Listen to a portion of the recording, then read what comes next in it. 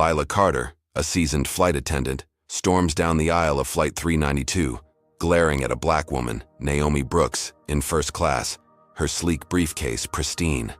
Convinced her ticket's fake, Lila snaps, "Get off now!" Naomi, poised, steps into the jetway as passengers whisper.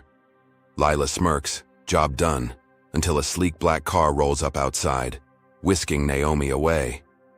Lila assumes she's nabbed a fraud, blind to how this moment will torch her career. What's Naomi plotting as that car speeds off? Before we dive in, tell us where you're watching from.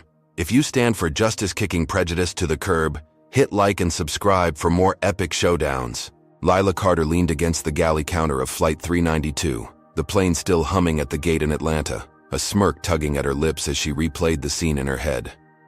That black woman, Naomi Brooks, with her fancy briefcase and cool as ice, stare, had slinked off the jetway like a scolded kid after Lila called her bluff. Fake ticket. Obvious as daylight, she thought, sipping lukewarm coffee from a styrofoam cup. 20 years working these skies, and she could spot a grifter from a mile high. She grabbed the intercom mic, her voice crackling through the cabin. "Folks, slight delay while we sort some paperwork. Sit tight." Passengers groaned, but Lila didn't care.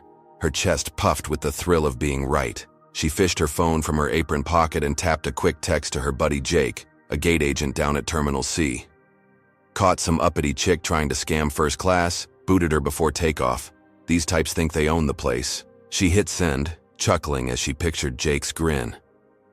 Outside, rain streaked the tarmac, blurring the lights of the black car that had peeled away with Naomi inside. Probably cops hauling her off, Lila mused, brushing a strand of graying blonde hair from her sweaty forehead. Good riddance. Meanwhile, 2 miles away, Naomi Brooks sat in the back of that sleek sedan, her tailored blazer dry despite the downpour. She'd walked through. Her fingers danced across her phone screen, drafting an email with a subject line that glowed in the dim light. Incident report, Flight 392. She typed with surgical precision, her words sharp and unyielding, detailing every second of Lila's barked orders, the smug tilt of her head, the way she'd assumed Naomi didn't belong. Her driver, a broad-shouldered man named Terrence, glanced at her through the rearview mirror. "You okay, Ms. Brooks?" he asked, his voice low and steady. Naomi's lips curved faintly, not quite a smile. "I'm fine, Terrence. Just setting things in motion." She hit send, the email pinging off to a private server, and leaned back, her dark eyes glinting with purpose Lila couldn't fathom. Back on the plane, the cabin buzzed with restless chatter as passengers shuffled in their seats. Lila strutted down the aisle, her navy skirt swishing, checking seatbelts with a practiced eye. A teenage kid in row 12, Darius, leaned into the aisle, his hoodie pulled tight over his braids. "Yo, why'd you kick that lady off?" he asked, his tone sharp enough to slice through the hum of the engines. Lila froze mid-step, her jaw tightening as she turned to face him. "Mind your business, kid," she snapped, her voice dripping with venom. Darius didn't flinch, his brown eyes locking onto hers. "Looked like racism to me." She wasn't bothering nobody. The word hit Lila like a slap, but she didn't back down. "You want to join her? Keep talking," she said, pointing a manicured finger at the jetway door. Passengers nearby shifted uncomfortably, a woman in a red coat clutching, her purse tighter, a guy in a baseball cap pretending to sleep. Darius smirked, unbuckling his seatbelt with a slow, deliberate click. "Aight, I'll walk." He stood, slinging his backpack over his shoulder, and sauntered off the plane, leaving a ripple of murmurs in his wake. Lila's pulse raced, but she forced a tight smile, brushing it off. Kids these days, always looking for a fight. She didn't see the girl in row 14, a college student with a buzz cut and a nose ring, discreetly filming the whole exchange on her phone. The video captured Lila's sneer, Darius's defiance, the uneasy glances of the cabin, all framed by the shaky hum of the aircraft. By the time Lila returned to the galley, smugly pouring herself another coffee, that clip was uploading to X, tagged with Fresh Flight 392 and Fresh Justice for Naomi. Within minutes, it spread like wildfire, racking up thousands of views as comments poured in. "This is disgusting. Airline needs to fire her. Who was that woman?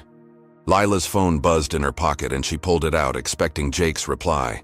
Instead, it was a call from her supervisor, Carl, his gravelly voice cutting through the static. Lila, what the hell's going on up there? I've got a complaint about you tossing some lady off the plane, and now there's a video blowing up online. You're making us look bad. Lila rolled her eyes, leaning against the counter as she swirled her coffee. Relax, Carl. She had a fake ticket. I handled it. That kid was just stirring trouble. You know how these people are, always playing the victim. Carl's sigh crackled through the line, heavy with exasperation. Just keep your head down, Lila. We're boarding the last stragglers now. Don't give me more headaches. She hung up, tossing the phone onto the counter with a clatter, her smirk widening. Handled it, she thought, picturing Naomi in handcuffs somewhere, maybe a holding cell with flickering lights. She'd seen plenty of passengers try to pull fast ones, over the years, sneaking into first class with sob stories or forged boarding passes. This one was no different, just louder about it. The engines roared as the plane finally pushed back from the gate, and Lila adjusted her scarf, feeling the familiar jolt of takeoff. She dodged Carl's wrath, kept her cool, and sent that troublemaker packing. Another day, another win. But across town, Naomi's sedan pulled into an underground garage beneath a glass-walled office tower. She stepped out, her heels clicking against the concrete, and rode a private elevator to the 40th floor. The doors opened to a sprawling suite, walls lined with awards and photos of her shaking hands with senators, mayors, CEOs. Her assistant, a wiry man named Kevin, greeted her with a tablet in hand.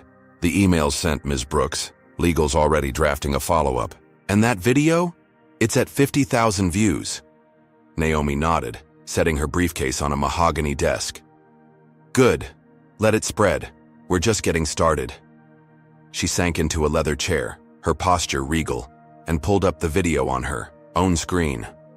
There was Lila, all bluster and bile, barking at Darius like he was dirt under her shoe.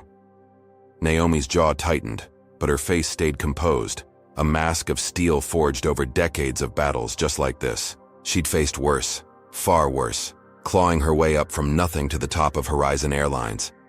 This wasn't about one flight attendant's tantrum. It was about the rot she'd let fester too long in her own company. Lila thought she'd won by kicking her off that plane, but Naomi knew better. This was war, and Lila didn't even know the battlefield existed yet. Back in the sky, Flight 392 leveled off at 30,000 feet, the cabin lights dimming as passengers settled in. Lila moved through her routine, handing out peanuts and sodas with a plastic smile, her mind already on the cold beer waiting for her at the crew hotel in Chicago. She caught a few sideways glances from passengers, probably still buzzing about the jetway drama, but she shrugged it off. They'd forget by landing. They always did.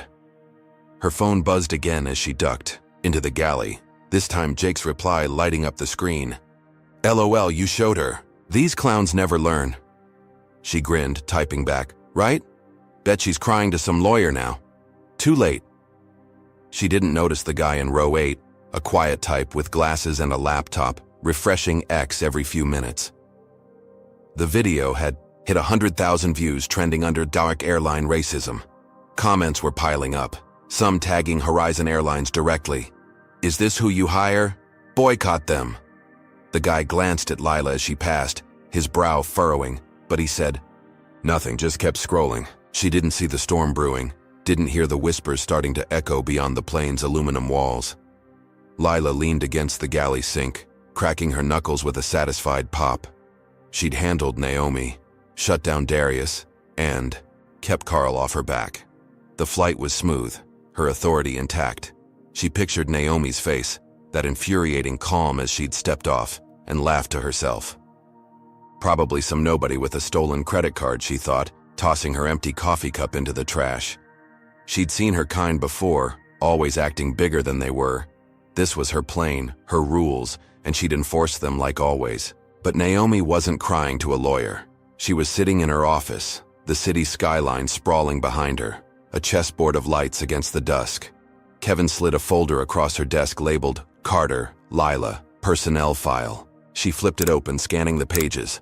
her eyes narrowing at the list of past complaints, brushed-off warnings, a pattern of petty power trips. "She's been at this a while," Naomi murmured, her voice like ice over stone. "Time to clean house." She closed the folder, her mind already 3 moves ahead, while Lila soared above, blissfully ignorant that her little victory was the spark about to burn her world to ash. Lila Carter slumped into a cracked vinyl chair at the crew lounge in Chicago O'Hare, her Navy uniform wrinkled from the 6-hour flight. She scrolled X on her phone, smirking at the notifications piling up from that viral video of her tossing. Naomi Brooks off Flight 392. Over 2 million views now, and the comments were a mixed bag, some calling her a hero for keeping order, others screaming she was a monster. She snorted, tossing her phone onto the table with a clatter. "Bunch of keyboard warriors," she muttered, cracking open a can of soda. The lounge TV blared a local news channel, but she barely glanced at it, too busy texting Jake about her big win over that uppity chick and the mouthy kid Darius. What did they expect her to do? Let anyone waltz into first class? Outside, the storm Naomi had ignited was roaring louder than Lila could imagine. By noon, that video hit 5 million views, and protesters swarmed Horizon Airlines ticketing counters at Atlanta's Hartsfield-Jackson Airport, waving signs scrawled with "Justice for Naomi" and "Fire the Racist." Their chants echoed through the terminal, a rhythmic thunder that drowned out boarding calls. Passengers waiting for flights craned their necks, some joining in, others snapping pics as the crowd swelled. Naomi's name was on every tongue, a whisper-turned battle cry, but Lila, sipping her cola 1,000 miles away, had no clue why it sounded familiar. Who was this woman stirring up such a fuss? Back in Atlanta, Naomi Brooks stood at a floor-to-ceiling window in her office tower, gazing down at the city's haze. Her phone buzzed with updates from Kevin, her assistant, who'd been tracking the protests' spread. "It's hitting every major hub now, Ms. Brooks. Chicago's next," he said, his voice tight with excitement. Naomi nodded, her fingers tracing the edge of a framed photo on her desk, a younger her marching with civil rights legends. She'd fought battles like this before, but this time, it was personal. Lila thought she'd humiliated her, but Naomi was turning that jetway moment into a reckoning. What would Lila do when the tide crashed over her?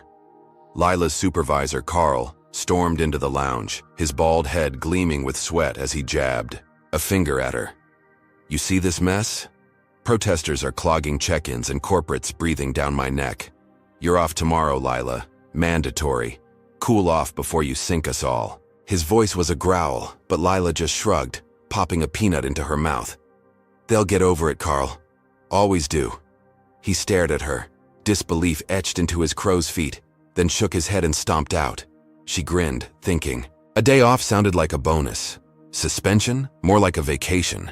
Why should she care about a bunch of loudmouths? She ditched the lounge for a dive bar 2 blocks from the airport, the kind with sticky floors and neon signs buzzing in the windows. Settling onto a stool, she ordered a whiskey neat and leaned toward the bartender, a grizzled guy named Pete. "You believe this crap? People crying racism 'cause I did my job," she said, her voice loud enough to turn heads. Pete grunted, wiping a glass with a rag that looked older than him. "Folks love a cause," he said, but Lila wasn't. "Done. It's reverse racism, Pete. They're mad a white lady stood her ground." A guy in a leather jacket at the bar's end perked up, his ear cocked, but Lila didn't notice. He slipped out minutes later, a sly grin on his face as he dialed a number. Who was he calling with her words in his pocket? That night, Lila crashed at a crew motel, snoring under a lumpy comforter, oblivious to the chaos brewing outside. At 3 a.m., a group of shadows crept toward the airport's employee lot where her beat-up sedan sat. Spray cans hissed in the dark red paint streaking across the hood in jagged letters, "Bigot." By morning, the car was a crime scene, cordoned off with yellow tape as cops scribbled notes. Lila stumbled out at dawn bleary-eyed and spotted it from across the lot. Her jaw dropped, then she laughed, a harsh bark that echoed off the asphalt. "Kids with too much time," she scoffed, snapping a pic to send Jake. "Check this out. They're scared of me now." Did she really think this was a win? Her phone buzzed as she climbed into a cab, Carl's name flashing again. "Lila, you see the news. They're naming her Naomi Brooks, some big shot who's been fighting airline discrimination forever. This ain't dying down. His voice cracked with strain, but Lila rolled her eyes, staring out the cab window at the gray Chicago skyline. So she's got a sob story. Doesn't mean she belonged in first class, she snapped, hanging up before he could argue.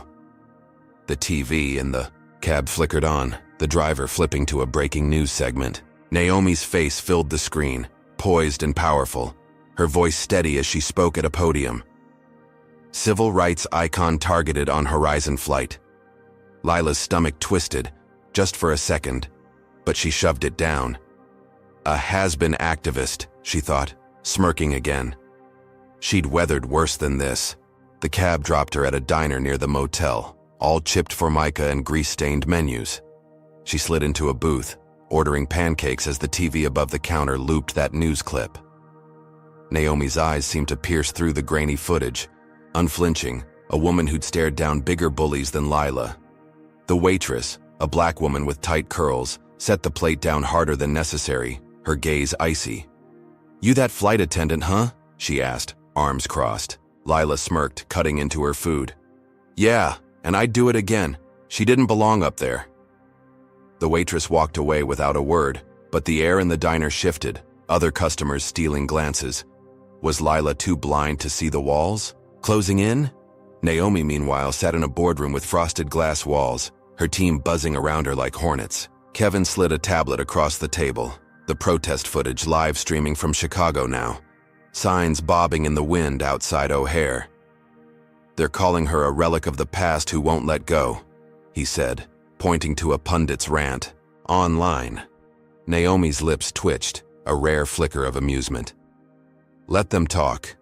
They'll see soon enough. She'd spent decades dismantling systems like the one Lila propped up, and this was just another brick to pull loose. How long could Lila keep laughing when the ground started to quake? Lila finished her pancakes, leaving a stingy tip, and stepped into the chilly morning, her breath fogging in the air. She checked X again, the video now at 7 million views, hashtags multiplying like weeds. She scrolled past the hate, latching onto a few supportive comments, "Stand your ground, queen," and grinned, her chest swelling. The vandals had run off. Carl was just whining, and the news would move on. She'd won this round, she told herself, strolling back to the motel with her hands in her pockets, the city's hum a dull roar around her. But what was Naomi whispering to those protesters as they rallied under her name? "Hey folks, this story's heating up. Comment number 1 if you think Lila's digging her own grave with that attitude. Or number 2, if you're rooting for Naomi to flip the script. What's your take? Should Lila get a wake-up call or keep crashing? Smash that like button if you're fired up for justice, and subscribe so you don't miss Naomi's next move. How far will this backlash go? Will Lila's smirk hold when the whole world's watching? Stick around to find out what hits her next. Lila Carter swaggered back into the crew lounge at O'Hare the next morning, her navy blazer slung over her shoulder like a trophy. The day off Carl had forced on her felt like a paid vacation, a chance to sleep off the whiskey and diner grease while the protesters yelled themselves hoarse. She'd checked X before rolling out of the motel, smirking at the chaos still swirling around Flight 392. 8 million views now, but the hate was fading into noise, drowned out by a few loyal fans calling her a real one. She tossed her bag onto a bench, the clatter echoing in the mostly empty room, and poured herself a coffee from the stained pot. Suspension over. Back in the game, she thought, sipping the bitter brew. What could they do to her now? She strutted toward the gate for Flight 714 to Dallas, her heels clicking against the polished floor, ignoring the janitor mopping nearby who shot her a hard stare. Passengers milled around, some clutching coffees, others scrolling phones, but none seemed to clock her as the viral villain. Good, she mused, adjusting her scarf with a flick of her wrist. The storm was blowing over, just like she'd told Carl. She boarded the plane, nodding at the gate agent, a newbie named Tara, who barely looked up from her screen. The cabin smelled of stale air and jet fuel, a familiar comfort as Lila took her post near the galley, ready to run the show again. Who cared about a few picket signs? Across town, Naomi Brooks sat in a sleek conference room, her elbows resting on a polished oak table surrounded by city council members in crisp suits. The Atlanta skyline glittered through the windows, a stark contrast to the tension coiling in the air. She wore a charcoal blazer, her posture straight as a blade, her voice low and deliberate as she spoke. Horizon Airlines has a problem, and it's not just one flight attendant. It's a culture. We need a full audit top to bottom. The council nodded, scribbling notes, their faces tight with agreement. One man, a wiry guy with a graying beard, leaned forward. "You've got our support, Ms. Brooks. This hits close to home." Naomi's eyes flickered with something sharp, a memory of decades spent fighting battles just like this. How long would Lila stay blind to the axe she was sharpening? Back at O'Hare, Lila moved through her pre-flight checks. Her clipboard balanced on her hip as she scanned the first-class manifest. No fakes today, she thought, her lips curling into a smug grin. Carl poked his head into the galley, his tie askew, his voice gruff but softer than yesterday. "You're back, but keep it clean, Lila. Corporate sent down a memo about standards. We're doing a quick sensitivity chat after this run." She rolled her eyes, flipping a page on her clipboard. "Fine, Carl. I'll smile pretty and nod. Happy?" He grunted, rubbing his temples, and shuffled off to yell at a baggage handler. Lila chuckled, tossing the clipboard onto the counter with a satisfying thud. A slap on the wrist. Nothing more. She'd sit through their little talk and be back in the air by dinner. Was that all they had? The flight took off without a hitch, the plane slicing through thick clouds as Lila handed out drinks with a practiced smile. She caught a few passengers whispering, their eyes darting her way, but she brushed it off as leftover buzz from the video. 9 million views now, she'd seen on her last break. Big deal. She leaned against the galley sink, texting Jake between services. "Back on the bird. Carl's whining about memos. They can't touch me." His reply pinged back fast. "Legend. Show 'em who's boss." She grinned, pocketing her phone, the hum of the engines a steady pulse in her bones. She dodged the bullet, kept her wings. What else could they throw at her? But the memo wasn't just Carl's whining. It landed in Lila's email as the plane cruised at 35,000 feet, buried under a dozen spam messages about crew schedules. Subject: Flight 392 review initiated. She opened it, squinting at the tiny screen, her coffee cooling in her hand. Horizon Airlines is conducting an internal review of recent incidents to ensure compliance with company policy, it read. All stiff corporate jargon. She snorted, deleting it with a swipe. Routine nonsense, she thought, picturing some desk jockey in Atlanta typing it up to feel important. They'd poke around, find nothing, and move on. She'd seen audits before, back when a pilot got caught napping. This was no different. Or was it? The plane touched down in Dallas, the late afternoon sun baking the tarmac as passengers filed out, dragging carry-ons behind them. Lila was mid-stride, heading for the jetway, when a cop stepped into her path, his badge glinting under the harsh lights. "Lila Carter?" he asked, his voice flat, his hand resting on his belt. She froze, her gut twisting for a split second before she forced a laugh. "Yeah, that's me. What's up?" He tilted his head, studying her like she was a puzzle piece that didn't fit. "Got a tip your license might be expired. Need to see it." Her laugh turned sharp, edged with irritation as she fished her ID from her purse. "Seriously? I fly planes, not drive them." The cop took the card, his eyes flicking between it and her face, his radio crackling with static. Lila crossed her arms, tapping her foot as passengers streamed past, some slowing to gawk. "This is ridiculous," she snapped, her voice loud, enough to draw Tara's attention from the gate desk. The cop ran the ID through his scanner, the beep cutting through the noise, then handed it back with a shrug. "Checks out. You're good." Lila snatched it, her smirk returning full force. "Told you, waste of time." He nodded, tipping his hat slightly, and walked off, his boots thudding against the floor. She turned to Tara, rolling her eyes. "Can you believe that? Some idiot's prank." Did she really think it was random? She strutted out of the terminal, the Dallas heat hitting her like a wall as she hailed a cab to the crew hotel. The cop stop was a blip, a dumb hiccup she'd laugh about with Jake over beers later. She texted him as the cab wove through traffic, the city's glass towers flashing by. "Cop pulled me over for nothing, let me go in 2 minutes, they're grasping at straws." His reply buzzed back, "LOL, you're untouchable." She grinned, leaning back against the cracked leather seat, the air conditioning rattling against her skin. She'd outsmarted the protesters, Carl, and now some trigger-happy cop. This was her lane, and she owned it. Naomi, though, wasn't grasping at straws. She stood in her Atlanta office, the council meeting adjourned, her phone pressed to her ear as she spoke to a contact at the FAA. "I want every record on Flight 392 pulled, every crew member's history. Start with her," she said, her voice a quiet blade slicing through the line. On her desk, a monitor streamed live footage from Dallas, the cop walking away from Lila, his body cam catching her smug grin. Naomi's assistant, Kevin, hovered nearby, a stack of files in his arms. "That was the first move, Ms. Brooks. They'll feel it soon." She nodded, her gaze locked on the screen, watching Lila disappear into the cab.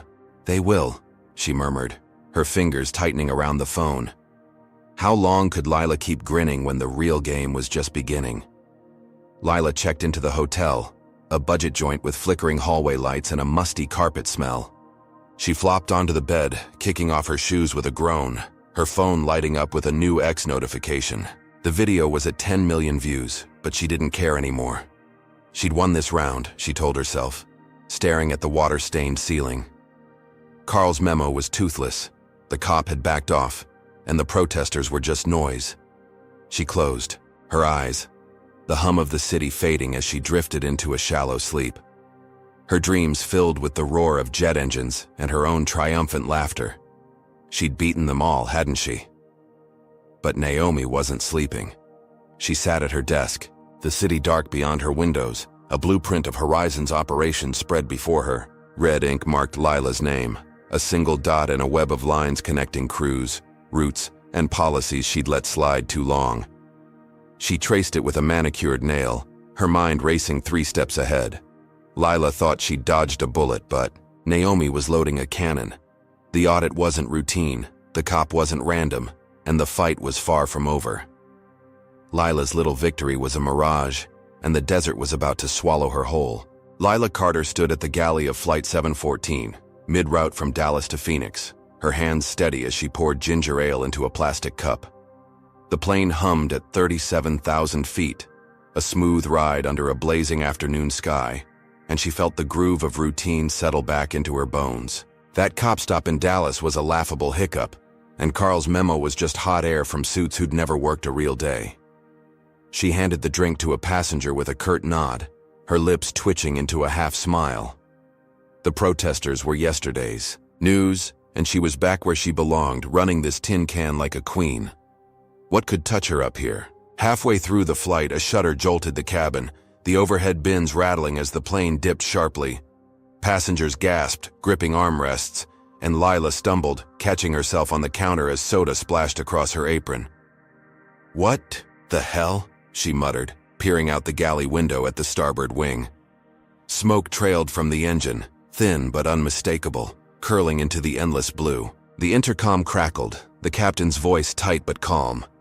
"Folks, we've got a mechanical issue. Stay seated, we're handling it." Lila's pulse kicked up, but she straightened her spine, brushing off the spill. "Just a glitch," she told herself, grabbing a towel to mop up. She'd seen worse. The plane leveled out, but the murmurs grew louder, passengers craning necks to peek at the wing. A woman in a floral dress near the front jabbed a finger at Lila. "This your fault? You've been nothing but trouble since Atlanta." Her voice was shrill, cutting through the hum, and heads turned, eyes narrowing. Lila bristled, her jaw clenching as she marched over. "Sit down and shut up, I don't fly the damn thing," she snapped, her tone sharp enough to slice steel. The woman shrank back, but the accusation hung heavy, a spark igniting whispers down the rows. Was this really just bad luck? Minutes later, the engine coughed again, a grinding screech that sent a shiver through the fuselage. The captain diverted to an emergency landing in Albuquerque. the descent bumpy as the plane limped onto the tarmac. Emergency crews swarmed, lights flashing red against the desert dust, and passengers scrambled out, clutching bags and muttering about that rude attendant. Lila stood by the jetway, arms crossed, her uniform still damp with soda as a tow truck rumbled up. The driver, a stocky black man with a shaved head, climbed out, his eyes locking onto her with a smirk. "Heard you're famous, lady, quite a show you put on." His voice dripped with mockery, and Lila's face burned, her fists balling at her sides. "Just tow the damn plane," she growled, turning away. He chuckled, hooking the jet to his rig, but Lila wasn't waiting around. She grabbed a toolkit from the galley, her fingers trembling with defiance, and stormed to the engine herself. Passengers gawked from the terminal windows as she yanked open a panel, swearing under her breath as she tightened a loose clamp she'd spotted. Sweat beaded on her forehead, the dry heat baking her skin, but after 20 minutes, the engine sputtered back to life, a weak roar that drowned out the tow guy's laugh. She slammed the panel shut, wiping her hands on her skirt, and shot him a glare. "Told you I'd fix it. Don't need your help." He shrugged, climbing back into his truck, but his smirk lingered like a stain. Did she really think she'd won this round? The captain cleared the plane for a delayed takeoff, and Lila boarded again, her chest puffed with gritty triumph. She'd saved the day, kept the flight on track, and shut up that smug driver. Passengers grumbled as they retook their seats, but she didn't care, strutting down the aisle with her head high. She texted Jake from the galley as the plane taxied. "Engine crapped out, fixed it myself. They can't stop me." His reply buzzed back, "Badass, you're unstoppable." She grinned, pocketing her phone, the desert shrinking below as the plane climbed. She'd beaten the breakdown, proved she was tougher than the machine.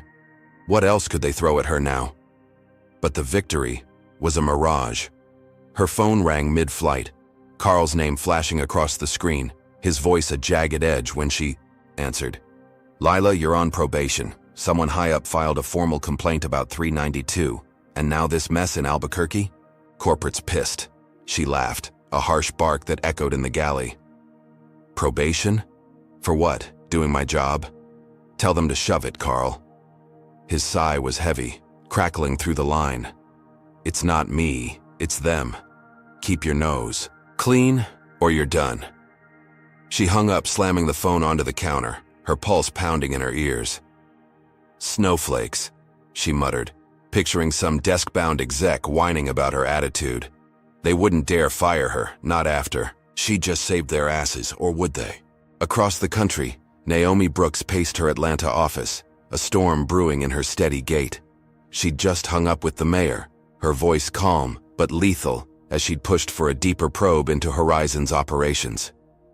"This isn't isolated. Mr. Mayor, it's systemic and I won't let it stand," she'd said, her words a promise carved in stone. On her desk, a live feed from Albuquerque showed Lila tinkering with the engine, her smug grin clear even through the grainy footage. Naomi's lips tightened, her fingers drumming against a folder labeled Flight Safety Reports. She'd seen the complaint go through, knew it had hit Lila like a slap, but it was just the opening shot. How long could Lila keep strutting when the real war was already underway? Lila landed in Phoenix, the sun dipping low, casting long shadows across the tarmac as she hauled her bag through the terminal. Her phone buzzed again, ignored this time as she headed for the crew van. She climbed in, slumping against the window, her triumph souring under Carl's warning. Probation was a joke, she told herself, just corporate flexing to appease the crybabies. She'd ride it out, same as always. The van pulled away, the city lights blurring past, but she didn't notice. The black sedan idling nearby, its driver watching her through tinted glass. He dialed a number, his voice low. "She's still cocky, Ms. Brooks. On the move now." Did Lila think she was untouchable? That night, as she sprawled across a lumpy hotel bed in Phoenix, the city's hum a dull roar outside. Something sharper cut through the quiet. A screech of metal, a shatter of glass. She bolted upright, heart slamming against her ribs, and yanked the curtains back. Her rental car, parked in the lot below, sat mangled, its tires slashed to ribbons, the windshield a spiderweb of cracks. She swore, grabbing her phone to snap a photo, her hands shaking with rage. "Damn gang kids," she spat, texting Jake, the pic. "Look what they did now. They're scared of me, huh?" He replied fast. "Cowards. You're too tough for 'em." She smirked, tossing the phone onto the nightstand, and flopped back onto the bed, her eyes drifting shut. She'd beaten the engine, dodged probation's bite, and now this. Just punks lashing out. She'd sleep easy tonight. But Naomi wasn't sleeping. In Atlanta, her office glowed late into the night, a war room of screens and files. Kevin stood by her desk, replaying the Phoenix footage, the sedan's driver visible in the shadows, a blade glinting in his hand as he carved into Lila's tires. "First the engine, now this," he said, his voice tight. Naomi nodded, her gaze fixed on the screen, Lila's car a wreckage under the sodium lights. "She thinks it's random." "Let her," she murmured, her tone cold as winter steel. She'd ordered the slash, a quiet jab to rattle Lila's cage, but it was nothing compared to what was coming. The mayor had greenlit her audit, and the FAA was digging deeper. Lila's little fix-it stunt was a pebble against the avalanche rolling her way. Lila snored softly, the motel's AC rattling in the background, her dreams a jumble of jet engines and applause. She'd outsmarted the breakdown, shrugged off Carl's threats, and laughed at the vandals. The slashed tires were a nuisance, not a warning, she told herself, her mind drifting into the haze of sleep. She was still in control, still the queen of her sky. But Naomi's shadow loomed larger, her aides report pinging her phone with every move Lila made.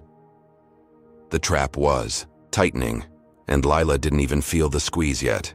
Lila Carter slumped into a folding chair at the Phoenix Crew Lounge, her uniform rumpled from a sleepless night after finding her rental car trashed. The slashed tires were a petty annoyance, she told herself, sipping a stale coffee as the morning sun streamed through grimy windows. She'd filed a police report at dawn, shrugging off the officer's bored questions with a smirk. "Just some local punks," she'd said, brushing lint off her blazer.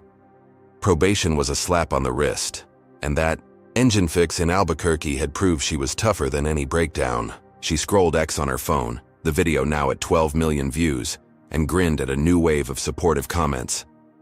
"Keep fighting, girl," one read. She was still in the ring, still swinging. The lounge door burst open, and a TV crew stormed in, cameras rolling, lights blinding as a reporter in a crisp suit shoved a mic in her face. "Lila Carter, you're the flight attendant from Flight 392, right?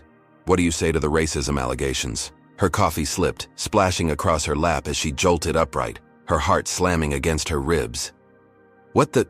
Get that out of my face," she barked, swatting at the mic, but the reporter pressed closer, his voice sharp. "Video shows you ejecting a black woman, Naomi Brooks, from first class. It's gone viral. Care to comment?" Lila's mind raced, her tongue tripping over itself. "It's edited, okay? She didn't belong there, fake ticket, I was doing my job." The camera zoomed in, catching the sweat beading on her forehead, her stammering defiance.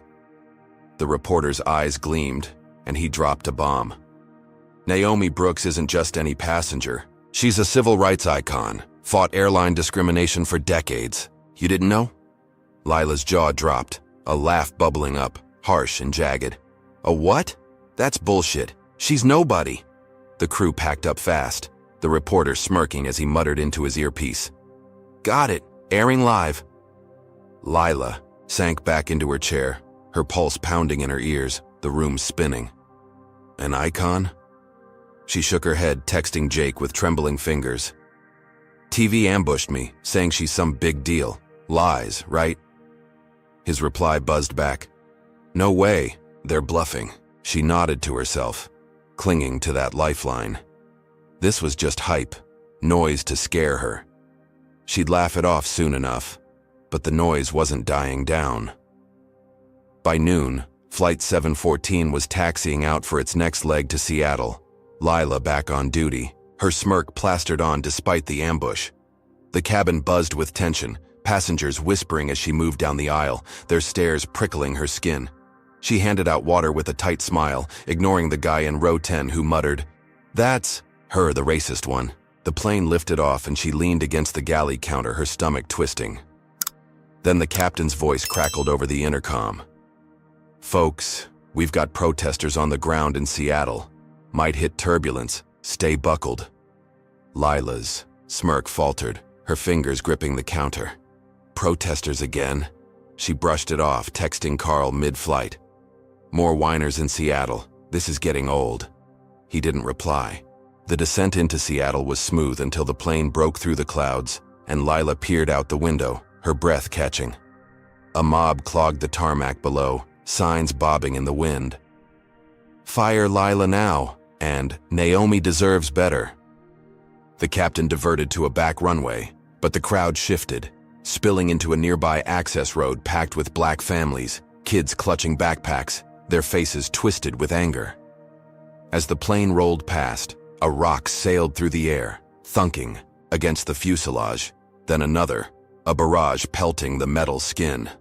Passengers screamed, ducking low, and Lila stumbled back, her clipboard clattering to the floor. "Little brats," she spat, her voice shaking as she yanked the shade down. Was this really happening? The plane shuddered to a stop, emergency lights flashing as ground crew waved them in. But the rocks kept coming, a relentless drumbeat against the hull. Lila bolted to the jetway door, shoving it open, her chest heaving as she stepped out. The mob surged closer, held back by a thin line of airport security, their shouts a wall of sound. "Racist! Get out!" She froze, her legs jelly, then spun on her heel, darting back inside, her breath ragged. The captain met her in the galley, his face grim. "Stay out of sight, Lila. They're out for blood." She nodded, ducking low, her heart hammering as the last stone bounced off the wing. She'd escaped, hadn't she? The mob couldn't touch her up here. She slumped against the galley wall, her uniform clinging to her sweaty skin, her mind replaying the rocks, the signs, the reporter's smug face. She texted Jake again, her fingers fumbling.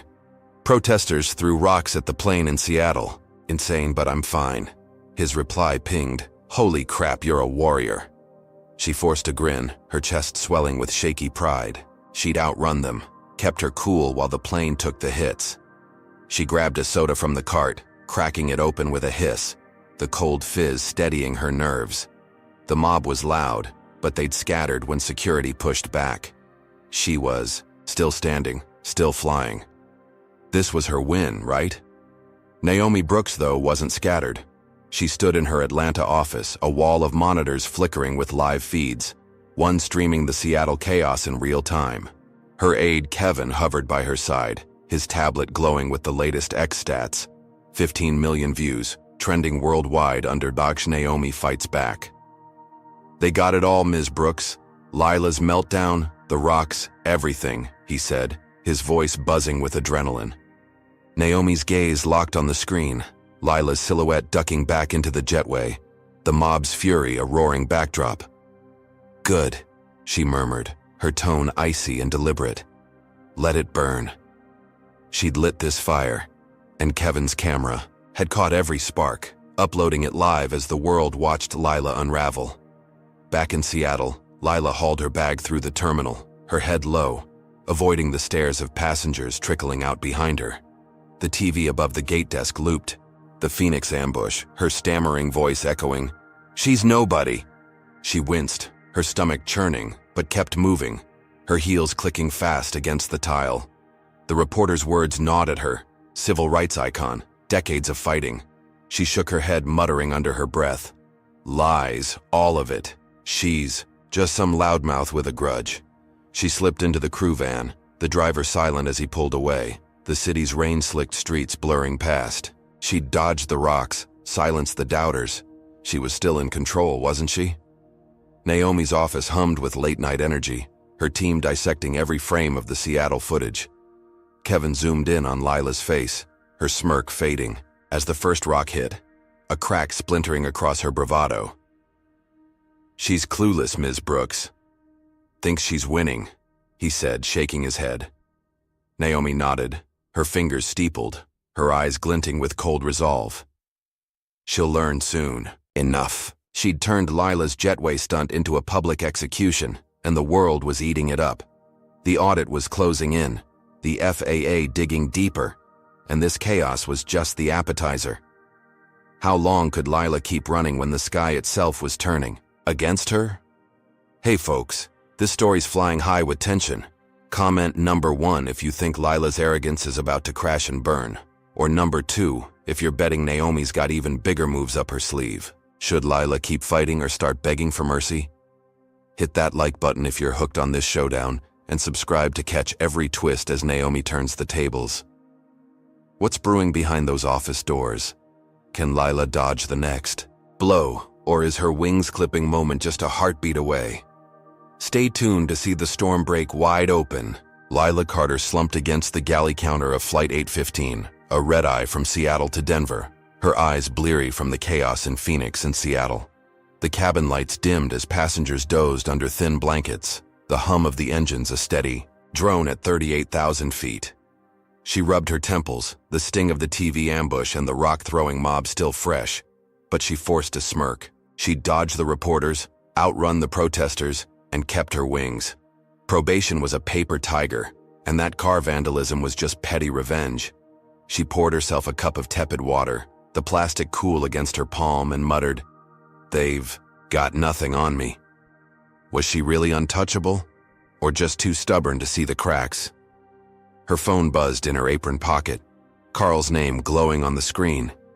She answered with a groan, expecting another lecture, but his voice cut through like a jagged blade.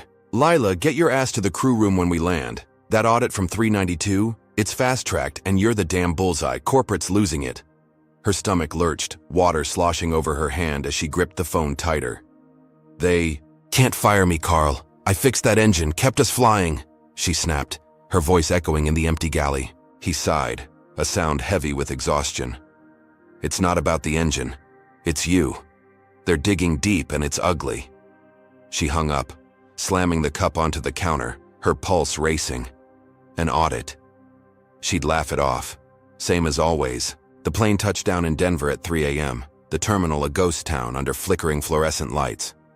Lila hauled her bag through the jetway, her heels dragging against the carpet, and trudged to the crew room. Carl waited there, his tie loosened, a stack of papers in his hands. Before he could speak, a woman stepped from the shadows, her suit sharp as a razor, her skin a deep chestnut that caught the light. She held a thick envelope, her voice smooth but cold. "Lila Carter? I'm Denise Powell, representing Naomi Brooks. You're being served with a discrimination lawsuit tied to Flight 392. Lila's jaw dropped, a laugh bubbling up, shrill and desperate. "A lawsuit? That's a joke, right?" Denise's eyes narrowed, unblinking. "It's no joke. Sign here." Lila snatched the papers, her hands trembling as she tore them in half, the rip echoing in the quiet room. "Shove it," she spat, tossing the scraps at Denise's feet. "She's got no case, fake ticket, end of story." Denise didn't flinch, just tucked the receipt into her briefcase with a faint smirk. "We'll see you in court, Ms. Carter." She turned on her heel, leaving Carl staring at the mess, his face pale. "You're an idiot, Lila. That's a legal document," he growled, but she waved him off, her chest heaving. "They're bluffing, Carl. They can't touch me." She stormed out, the cold Denver air biting her skin as she hailed a cab. Was this really just a bluff? She crashed at a crew hotel near the airport, the room smelling of bleach and stale smoke. She flopped onto the bed, her mind spinning, but sleep wouldn't come. The lawsuit papers flashed behind her eyelids, Denise's calm certainty gnawing at her guts. She grabbed her phone, texting Jake with shaky fingers. "Some lawyer chick served me papers, tore 'em up, total scam." His reply pinged back, "Hell yeah, they're scared of you." She grinned, tossing the phone aside, but the grin faded fast. She needed cash for a lawyer, just in case. She logged into her bank app, expecting her last paycheck, but the screen flashed red. Account frozen. Suspicious activity. Her breath hitched, her heart slamming against her ribs. What the hell? She bolted upright, dialing the bank's helpline, her voice rising with every ring. When a sleepy rep answered, she exploded. "Why's my account locked? I need my money." The rep's voice was flat, robotic. "We got a fraud alert, ma'am. Someone flagged unusual transactions." Come in tomorrow to fix it." Lila swore, hanging up with a snarl and stormed to the hotel window, glaring at the empty parking lot. "Fraud? That's insane," she muttered, pacing the threadbare carpet. She'd fix this, same as the engine, same as the protesters. She grabbed her coat, heading for the all-night ATM across the street, her mind racing. Who dare mess with her money? The bank branch was a gray slab 2 miles away, and she marched in at dawn, her uniform wrinkled, her hair a mess. The teller, a young guy with a patchy beard, tapped at his screen, his brow furrowing. "Yeah, it's flagged, but it's legit. Looks like a glitch. Fixed now." Lila's account unlocked, her balance blinking back to normal, and she laughed, a sharp, triumphant bark. "Told you it was nothing," she said, withdrawing a stack of 20s with a flourish. She texted Jake from the cab back. "Bank tried to screw me, got it sorted. They're out of tricks." His reply buzzed, "You're a tank." She leaned back, the cash a comforting weight in her purse. She'd beaten this too, hadn't she? Naomi Brooks, though, wasn't out of tricks. She stood in the governor's mansion in Atlanta, the room thick with cigar smoke and power, her blazer crisp against the plush decor. The governor, a burly man with a thick drawl, leaned across his desk, his eyes sharp. "You want to defund Horizon routes over this, Naomi? That's a big swing." She nodded, her voice steady as granite. "It's not just one flight, Governor. It's a pattern, and Lila Carter's the face of it. We cut the rot, or it festers." He rubbed his chin, then grinned. "You've got my ear. Let's talk numbers." She smiled faintly, a predator's edge to it, knowing every word was a nail in Lila's coffin. How long could Lila keep dodging when the state itself was turning? Lila strutted into the Denver terminal later that day, her shift starting for a flight to Miami, her smirk back, in full force. She'd torn up the lawsuit, unlocked her cash, and shrugged off Carl's panic. The crew room buzzed with whispers as she passed, but she ignored them, grabbing her clipboard with a flick of her wrist. "They're all talk," she muttered, picturing Denise's smug face, Naomi's calm stare from the news. She'd seen lawsuits fizzle before, back when a passenger sued over spilled coffee. This was no different. She boarded the plane, the Miami sun waiting, her confidence a brittle shield. Was it strong enough to hold? Naomi's office hummed with late-night urgency. Her team sprawled across a conference table littered with coffee cups and legal pads. Kevin slid a report across to her, his voice low. The bank freeze worked, rattled her, but she's still cocky. FAA's got her flight logs now. Naomi scanned the pages, her eyes narrowing at Lila's name, bolded in red. "She thinks she's winning," she said, her tone cold as frost. "Let her." The governor's handshake still warmed her palm, his promise to gut Horizon's funding, a ticking bomb. The lawsuit was just the jab, the audit was the hook, and the defunding would be the knockout. Lila's little victories were dust in the wind she was brewing. Lila leaned against the galley sink mid-flight to Miami, the cabin quiet, the ocean a dark sprawl below. She cracked her knuckles, the sound sharp in the stillness, and texted Jake again. Back in the air, lawsuits a dud, banks fixed. They're done. His reply lit up her screen.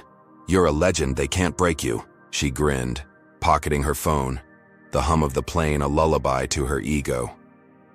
She'd outsmarted the lawyer, the bank, the protesters, every punch they'd thrown.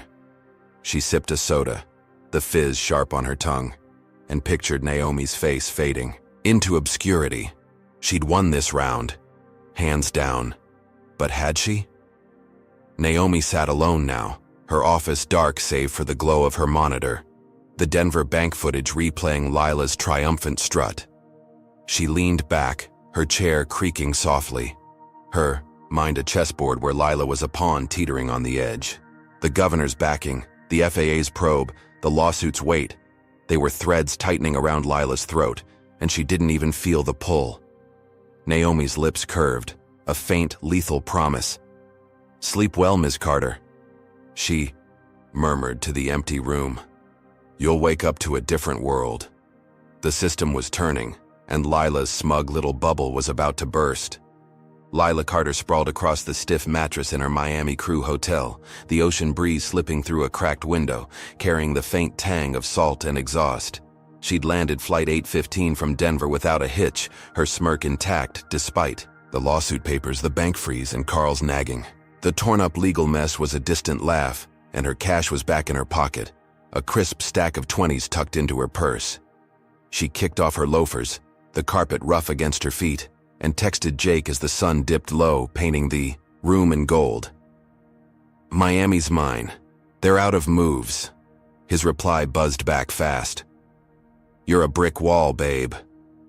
She grinned, her chest swelling with gritty pride. She'd dodged every hit so far, hadn't she? The next morning, she shuffled to the lobby for coffee, her hair a messy bun, her uniform swapped for a faded tee and jeans. The clerk, a wiry guy with a sunburned nose, glanced up from his desk, his voice flat. "Carter, right? Got a notice. For you." He slid an envelope across the counter, the words, "Eviction notice," stamped in bold red. Lila's grin vanished, her fingers snatching it open as her pulse kicked up.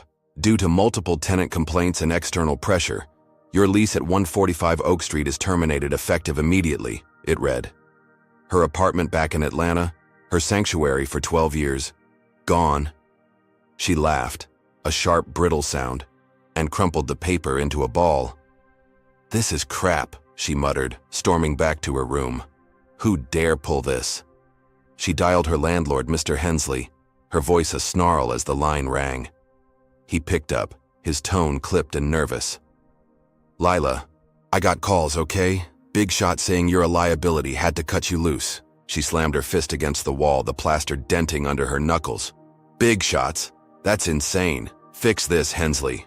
He stammered, then hung up, the silence a slap in her face. Her mind raced, Naomi's calm stare flashing behind her eyes, but she shoved it down. This was a coincidence, some bureaucratic glitch. She grabbed her phone, texting Jake. "Landlord's evicting me, says pressure. Total BS." His reply pinged. "They're desperate now." She nodded, pacing the room, her breath ragged. She'd find a new place. No sweat. By noon, she'd scouted a cheap motel near the Miami airport, a squat building with peeling paint and a buzzing neon sign. She checked in, hauling her bag up creaky stairs, the clerk barely glancing at her ID. "Cash up front," he grunted, and she slapped the 20s down, her smirk flickering back. "See? Easy," she muttered, tossing her stuff onto a lumpy bed.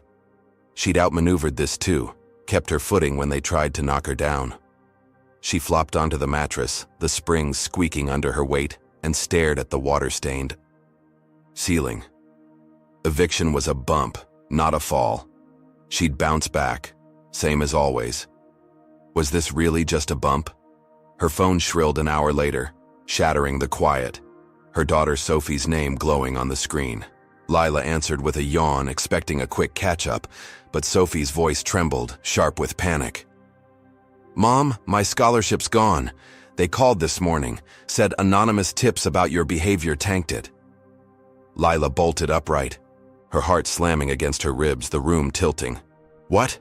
That's impossible, those bastards," she roared, her free hand balling into a fist. Sophie's sob crackled through the line. "I can't pay tuition now, Mom." "What did you do?" Lila's throat tightened, her voice dropping to a growl. "I'll fix it, Soph. Promise." She hung up, her mind a tornado, Naomi's shadow looming larger. Was this her doing? She grabbed her phone again, texting Jake with fury in her thumbs. "They killed Sophie's scholarship. Anonymous tips. This is war." His reply buzzed. "That's low. Fight back." She nodded, her jaw set as she dialed her old crew buddy Mike, a burly guy who'd flown with her for years. "Mike, I need dirt on Naomi Brooks, anything to hit back. She's screwing with my kid now," she said, her voice a low hiss. He grunted, skeptical but loyal. "I'll poke around, Lila, but this sounds big. Be careful." She hung up, pacing. The motel room, her sneakers scuffing the carpet. She'd dig up something, turn the tables. She wasn't a victim here, not yet. Across the country, Naomi Brooks sat in her Atlanta office, the skyline a dark sprawl beyond her windows, her blazer draped over a chair. She sipped a glass of water, her movements precise, as Kevin slid a report across her desk. "Landlord," caved Ms. Brooks. "She's out. And the scholarship's toast. Our contact at the university pulled it clean." Naomi nodded, her eyes glinting with cold satisfaction. "Good. Keep pushing." She'd leaned on allies, twisted arms, made Hensley and the dean see Lila as a walking liability. But that wasn't enough. She opened a laptop, her fingers flying, as she queued up fake evidence, emails linking Lila to a hate group, forged with surgical precision.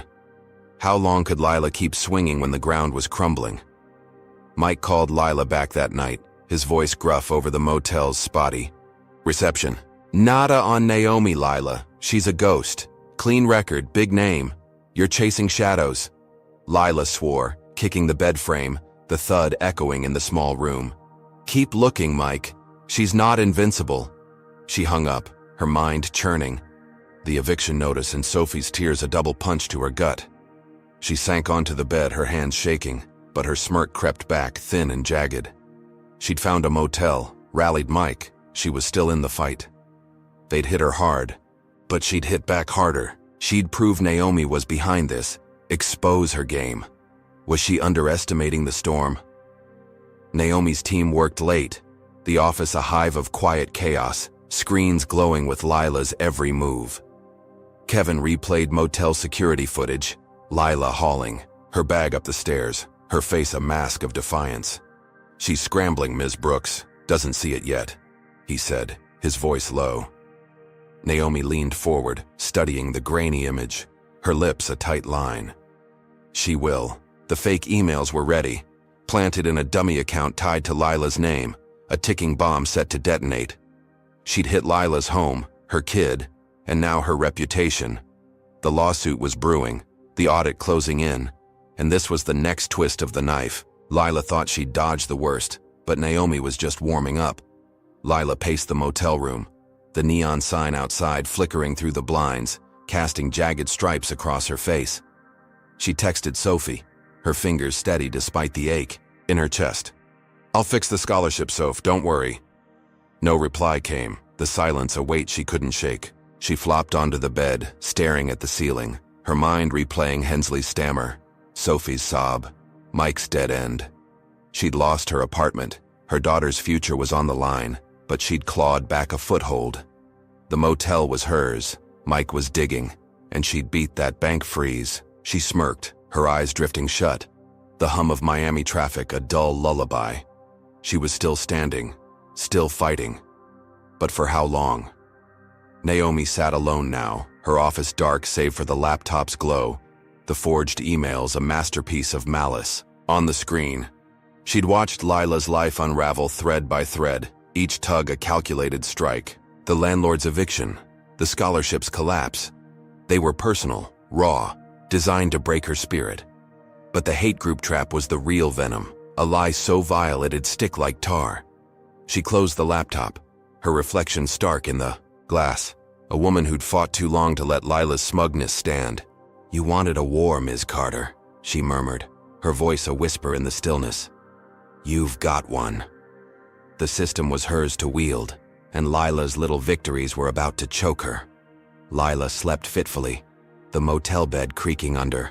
Her restless turns, her dreams a tangle of jetways and courtroom gavels. She'd rallied, regrouped, kept her head above water when they'd tried to drown her. The eviction was a setback, Sophie's scholarship a gut punch, but she'd find a way, same as always. She clutched her phone, Jake's words a lifeline. "They can't break you." She believed it, her smirk a fragile armor as dawn crept through the blinds. She'd outsmarted them again, hadn't she? But Naomi's shadow stretched longer, her next move a blade Lila couldn't see coming.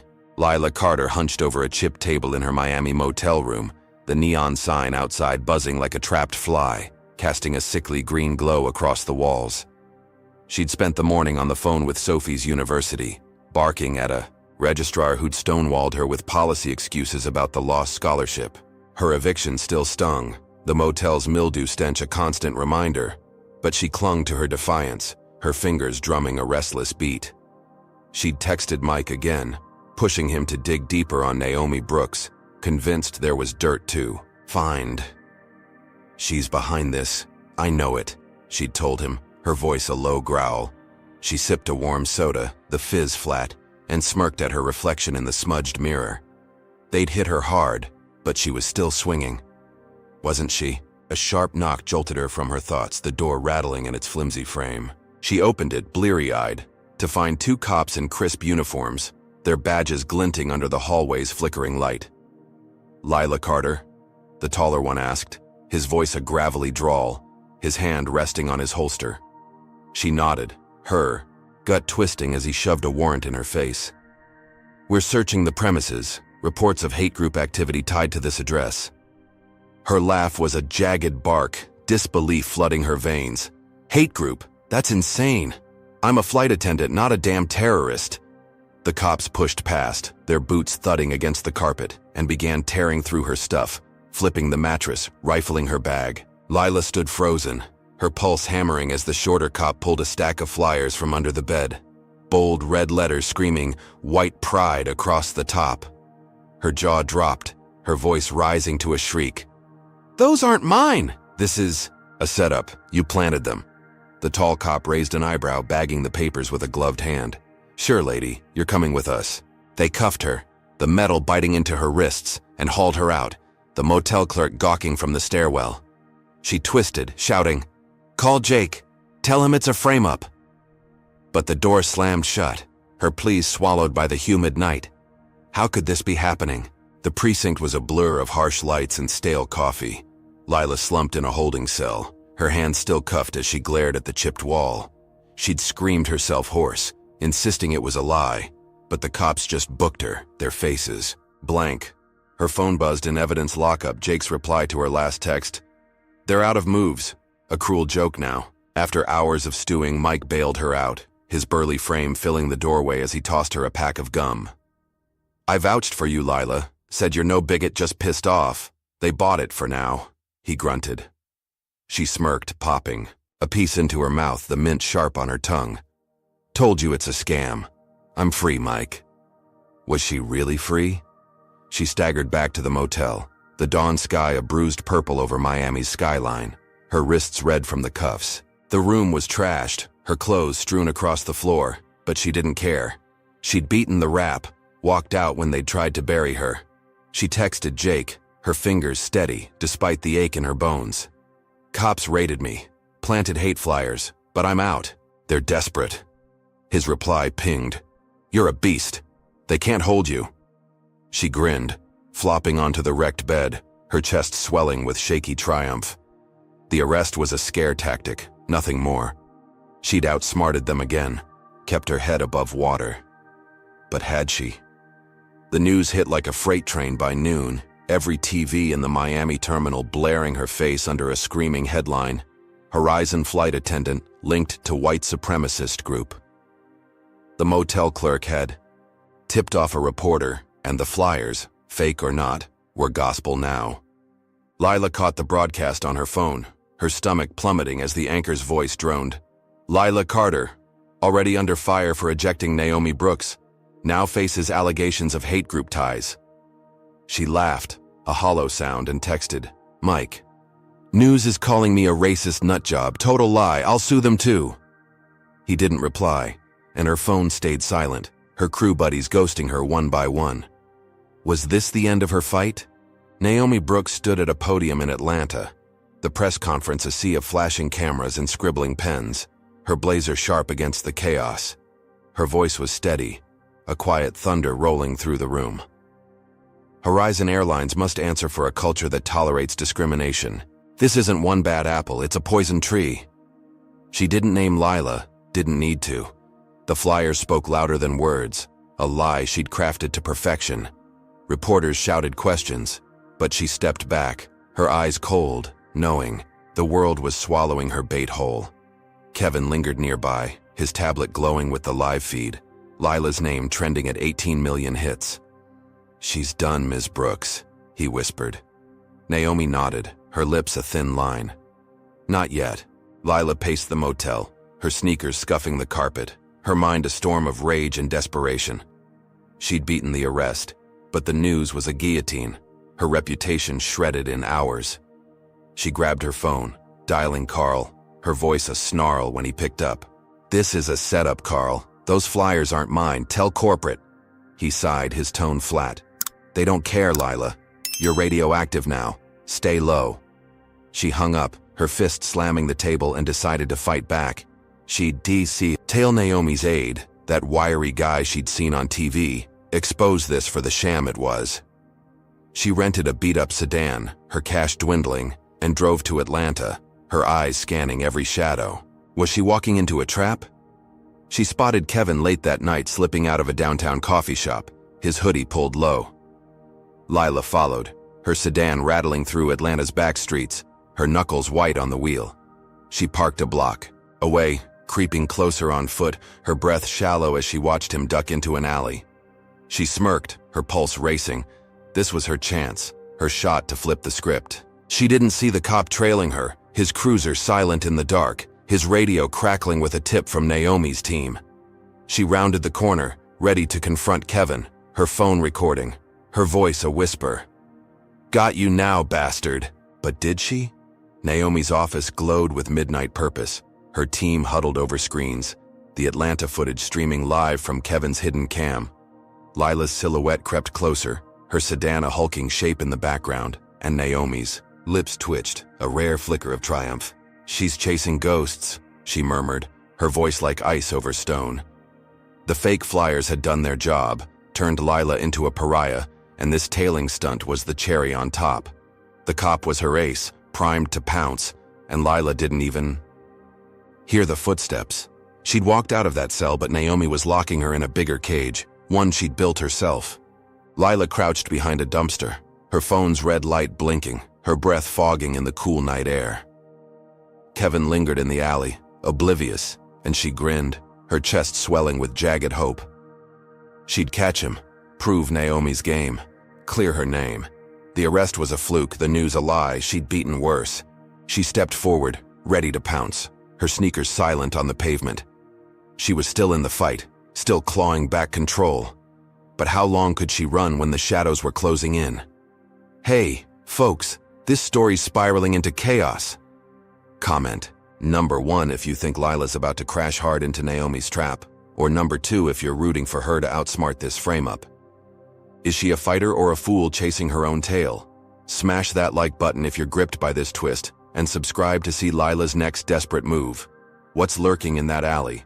Will her gamble pay off, or is Naomi's web too tight to escape? Buckle up for the next wild turn. Lila Carter crouched in the shadows of an Atlanta alley, her rented sedan parked a block away, its engine still ticking from the late-night drive from Miami. The air was thick with humidity, a sour mix of garbage and asphalt clinging to her skin. As she gripped her phone, its red recording light a faint glow in the dark. She'd tailed Naomi's aide, Kevin, from that coffee shop, her pulse pounding with every step closer to proving this nightmare. The eviction, Sophie's scholarship, the hate group flyers, was Naomi's doing. She peered around the dumpster, her breath shallow, spotting Kevin's wiry frame pacing under a flickering street lamp, his hoodie pulled low. "Got you," she whispered, her smirk jagged with defiance. She'd beaten the arrest, dodged the news, and now she'd expose the puppet master. Wasn't this her moment? She edged closer, her sneakers scuffing the pavement, her phone steady as she aimed it at Kevin. He muttered into his own device, oblivious, his words lost to the night's hum. Lila's chest swelled, her mind racing. She'd catch him admitting. The frame-up, clear her name, turn this war around. She stepped out, ready to confront him, her voice a low hiss. "Hey, you little rat, spill it."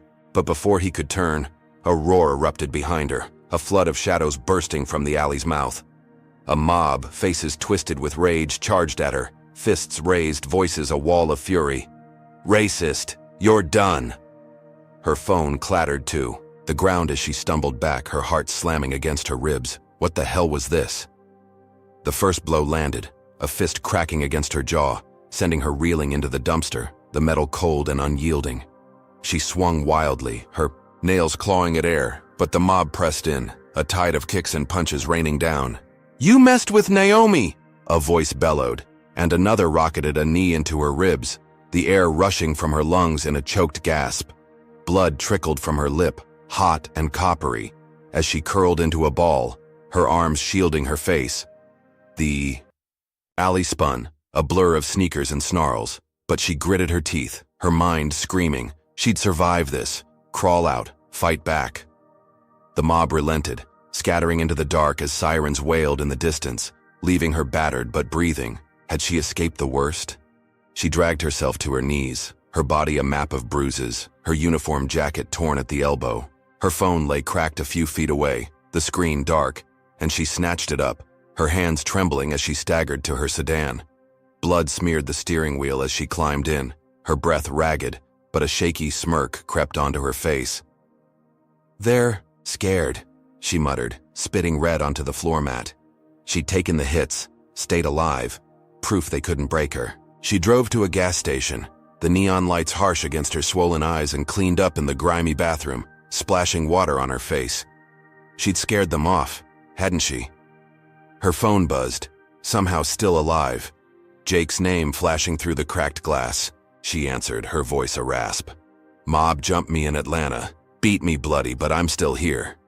His reply crackled, fierce and fast. "You're a damn tank, Lila. They're running now." She grinned, wincing as her split lips stretched, and leaned against the sink, the cold porcelain grounding her. She texted X from the bathroom, her thumbs sluggish but defiant. "Jumped by cowards in ATL, still standing. They're weak." The post went live, racking views as she hobbled back to the car, her chest heaving with ragged triumph. She'd taken the beating and walked away. Another win in her book. Was it really a win? The cops arrived an hour later, their cruiser rolling up to the gas station as Lila slumped in her sedan, her head throbbing. "Lila Carter?" the lead officer asked, a stocky woman with a buzz cut, her flashlight sweeping the car's interior. "Got a call about an assault? You the victim?" Lila nodded, her voice hoarse. "Yeah, but they set me up. I was tailing a guy, Naomi's lackey." The cop's brow furrowed, her partner scribbling notes. "Evidence says you started it. Witnesses saw you swing first." Lila's jaw dropped, her laugh a broken wheeze. "That's a lie. They ambushed me." The cop shrugged, cuffing her again, the metal colder this time. "Tell it downtown." The precinct was a rerun of Miami, harsh lights and sour air, but this time the charge was assault, not hate. Lila sat in a cell, her bruises pulsing, her mind replaying the alley, the mob, Kevin's shadow, the sirens. They'd twisted it, pinned it on her, but she'd fight this too. A shady lawyer, a guy Mike knew with a cheap suit and a greasy smile, got her out by dawn. The charge dropped on shaky evidence. "They've got nothing solid," he sneered, pocketing her last 20s. She smirked, limping out into the gray Atlanta morning, her chest swelling with battered pride. "Told you I'd walk," she muttered, texting Jake. "Arrested again. Beat it again. They're out of gas." His reply buzzed. Unbreakable. Had she really dodged the bullet? Naomi Brooks watched it all unfold from her Atlanta office. The skyline a dark sprawl beyond her windows, her blazer crisp despite the late hour. Kevin stood by her desk, replaying the alley footage from his hidden cam. Lila's crumpled form a stark silhouette against the dumpster. "Tipped the mob myself, Ms. Brooks. Worked like a charm," he said, his voice low with satisfaction. Naomi nodded, her eyes glinting with cold precision. "Good. She's still swinging."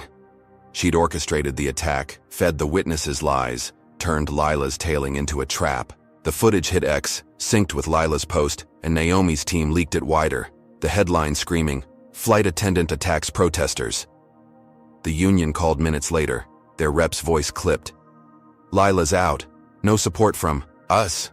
Naomi smiled faintly, a predator's edge to it. Was this the end game? Lila crashed at a cheap motel on Atlanta's outskirts, the room a twin to Miami's, peeling paint, buzzing neon, a mattress that sagged under her aching frame. She iced her ribs with a gas station bag, her phone glowing with the news. Union. Drops Carter amid assault claims. Her smirk faded, her stomach twisting as she scrolled X, her post buried under a flood of hate. 20 million views now. The mob video trending higher. She texted Carl, her fingers shaky. "Union's gone, this is rigged. Help me." He didn't reply, his silence a brick wall. She tossed the phone, her breath hitching, but forced a grin. She'd beaten the charge, walked out again. She wasn't done. Not yet. Was she? Naomi's office hummed with midnight energy, her team dissecting the fallout, screens flickering with Lila's every stumble. Kevin zoomed in on the gas station footage, Lila's bloodied smirk a stark contrast to the Union statement. "She's toast, Ms. Brooks. Mayor's on board, wants a citywide ban next," he said, his voice tight. Naomi leaned back, her chair creaking softly, her mind a chessboard where Lila's pieces were toppling fast. "She thinks she's winning," she murmured, her tone icy and deliberate. "Let her." The mob was her fist, the Union's cut, her blade, and the ban would be her hammer. Lila's little victories were ash, and the real blow was still loading. Lila lay on the motel bed, her body a throbbing wreck, her eyes tracing cracks in the ceiling. She'd survived the alley. Beaten. The arrest kept her fire burning when they'd tried to snuff it out. The Union's betrayal stung, but she'd find a way, same as always. She clutched her phone, Jake's words a lifeline. "Unbreakable," she smirked, wincing as her jaw ached, and drifted into a shallow sleep. The city's hum a dull roar outside. She'd outsmarted the mob, walked free again. She was still in the game, wasn't she? But Naomi's shadow loomed larger, her next strike a thunderclap Lila couldn't hear coming. Lila Carter slumped against the wall of her Atlanta motel room, the neon sign outside flickering a sickly pink through the blinds, casting jagged stripes across her bruised face. Her ribs ached from the mob's kicks, her wrists still raw from cuffs. But she forced a smirk, icing her swollen jaw with a melting bag of gas station cubes. She'd beaten the assault charge, walked out of that precinct with her head high, and even the Union's betrayal was just a sting she'd shrug off. She'd landed a gig that morning, a last-ditch call from a shady private jet outfit needing a fill-in attendant for a flight to Tampa. "Back in the sky," she muttered, tossing the ice aside, her voice a rasp. She'd outlasted them all, hadn't she? Her phone buzzed on the bed, the cracked screen glowing with a text from her lawyer, that greasy guy who'd sprung her yesterday. "Dumping you, Lila. Too hot to handle. Good luck." She laughed, a harsh wheeze that stung her ribs, and tossed the phone aside. "Coward," she spat, pacing the room, her sneakers scuffing the stained carpet. She didn't need him. Lawsuits were paper tigers, and she'd dodge this one too. The private jet job was her lifeline, a quick hop to Tampa, cash under the table. She grabbed her bag, the motel's mildew stench clinging to her clothes, and headed for the airstrip, her smirk flickering back. She was still flying, still fighting. Wasn't she? The jet was a sleek bird, parked at a private hangar on Atlanta's edge, its chrome skin glinting under the noon sun.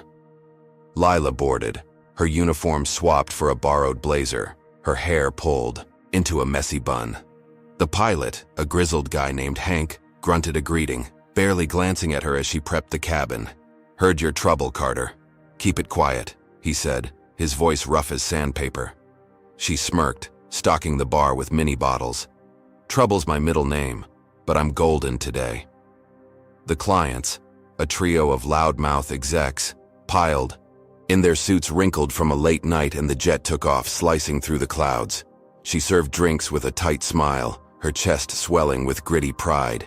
She'd clawed back a win, hadn't she? But Naomi Brooks wasn't resting.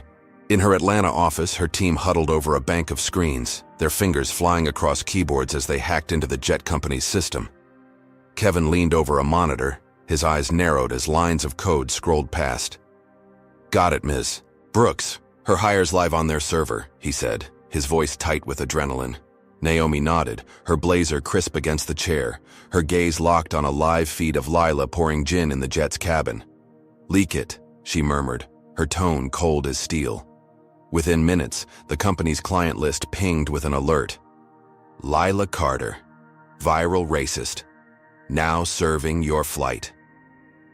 The execs' phones buzzed mid-air, their faces twisting as they scrolled the news. Was this the end of her rope? Lila caught the shift, the execs' whispers growing sharp, their stares slicing through her like knives. "Hey, isn't that the chick from the video?" one muttered, a beefy guy with a red tie, his gin sloshing as he pointed. She froze, her tray trembling, but forced a laugh. "You're seeing things. Enjoy your drink," she said, her voice thin. The jet hit turbulence, the cabin jolting, and Red Tie stood, his face flushed. "No way, it's her! I'm not flying with this bigot!" The others joined in, shouting for Hank to land, their voices a rising storm. Lila's pulse raced, her smirk crumbling as she backed toward the galley. "Calm down, it's a mistake," she snapped. But the execs weren't listening. Hank's voice crackled over the intercom, gruff and final. "Emergency landing in Orlando. Client's orders." The jet banked hard, diving toward the tarmac, and Lila gripped the counter, her knees buckling as the execs glared. They deplaned. In a fury, the company owner waiting at the gate, his face a mask of rage.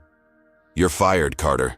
Clients bailed. Cost me 50 grand, he snarled, shoving her bag at her. She stumbled back, her breath hitching, but lifted her chin. "Screw you, I'll find another gig," she muttered, slinging the bag over her shoulder. She'd lost the job, but she'd walk away, keep swinging. Could she really keep going? The blow landed harder that afternoon, a citywide email from Atlanta's mayor hitting her inbox as she trudged to a bus stop, her cash nearly gone. Due to public safety concerns, Lila Carter is banned from all Horizon Airlines employment and private aviation roles within city limits, it read, stamped with official weight. She stared at the screen, her stomach plummeting, her laugh a broken wheeze. "Public safety? That's a joke," she muttered, deleting it with a swipe. She'd beaten worse: eviction, arrests, the union's cut. This was just another hurdle. She'd find a way, same as always. But was there a way left? Her phone rang as she slumped onto a bench, the Miami heat baking her skin, Sophie's name glowing through the cracks. She answered, bracing for tears, but her daughter's voice was ice. "Mom, I saw the news. Hate groups, assaults. You're toxic. I'm done," Sophie said, her words a blade twisting in Lila's gut. "Soph, it's lies. I'm fighting for us," she pleaded, her voice cracking, but the line went dead. Sophie's silence a wall she couldn't breach. Lila's hands shook, her chest heaving as she texted Jake. "Sophie disowned me. Naomi's killing me." His reply was slow, hesitant. "Hang in there." She stared at the screen, her smirk gone, her world shrinking. Was this the breaking point? She dragged herself to the motel, her steps heavy, the neon sign a mocking buzz overhead. Carl called as she fumbled with the key, his voice a weary growl. "Lila, it's over. Corporate's done. The mayor's ban's ironclad. I can't help you." She froze, the door half open, her breath shallow. "Carl, you owe me. Fight this," she snapped, but he cut her off. "She's too big, Lila. Naomi's untouchable." He hung up, and she stumbled inside. The room, spinning as she sank onto the bed. "Too big," she muttered, her fists clenching. She'd confront Naomi herself, expose her, end this. She wasn't finished, not yet. Naomi Brooks stood in her office, the Atlanta dusk painting the walls in deep amber, her blazer draped over a chair as she reviewed the mayor's ban decree. Kevin hovered nearby, his tablet glowing with the jet company's collapse, clients boycotting in droves. "She's got nothing left, Ms. Brooks. House is next," he said, his voice low. Naomi nodded, her eyes glinting with cold resolve. "Push it through."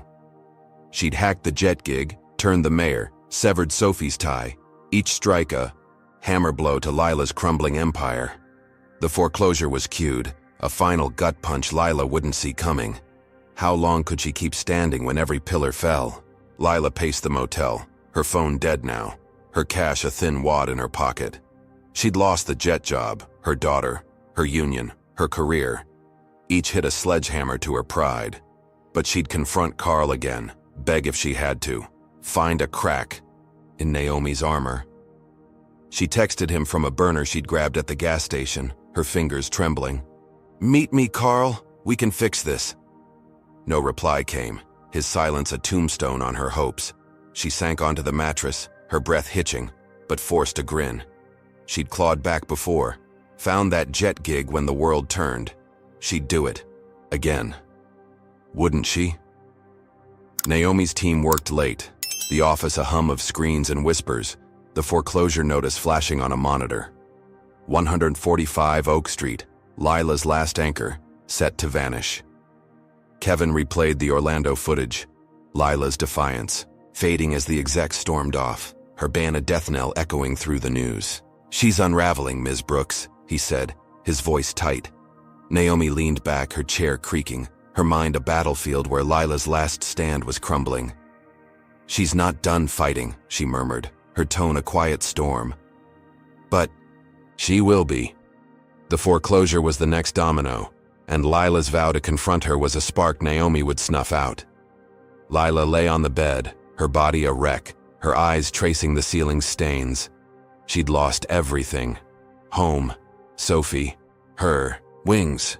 But she'd face Naomi, force the truth, reclaim her life. She clutched the burner, Carl's silence a weight, but her smirk flickered back, thin and desperate. She'd beaten the mob, walked from jail, found that jet when the union cut her loose. She wasn't broken, not yet. She'd rise again, same as always. But could she rise when the ground itself was gone? Lila Carter staggered through the Atlanta streets, her sneakers crunching gravel under a gray dawn sky, her burner phone a dead weight in her pocket. She'd lost her motel room that morning, the clerk tossing her bag out when her last 20s ran dry, her eviction and Sophie's silence still raw wounds. Her bruises throbbed from the mob's attack, her career a smoking ruin after the mayor's ban. But she gripped a shred of defiance, her jaw set as she headed for City Hall. She'd crashed there once, years back, during a union rally. Today, she'd storm in, confront Naomi Brooks at her own game, expose the lies that had torched her life. She'd beaten worse, hadn't she? The council chamber loomed ahead, a squat brick building with flags snapping in the wind, its doors propped, open for a public session. Lila slipped inside, her borrowed jacket torn at the sleeve, her hair a wild tangle framing her swollen face. The room buzzed with suits and reporters, a long table at the front where council members shuffled papers under harsh lights. Naomi stood at a podium, her blazer sharp, her voice a steady blade cutting through the hum. "Horizon Airlines, failures demand reform. This bill, named for my ordeal on Flight 392, will root out discrimination," she said, her eyes scanning the crowd, missing Lila lurking by the back wall. Lila's pulse raced, her fists clenching. She'd end this now. She shoved through the crowd, her voice a ragged roar as she reached the aisle.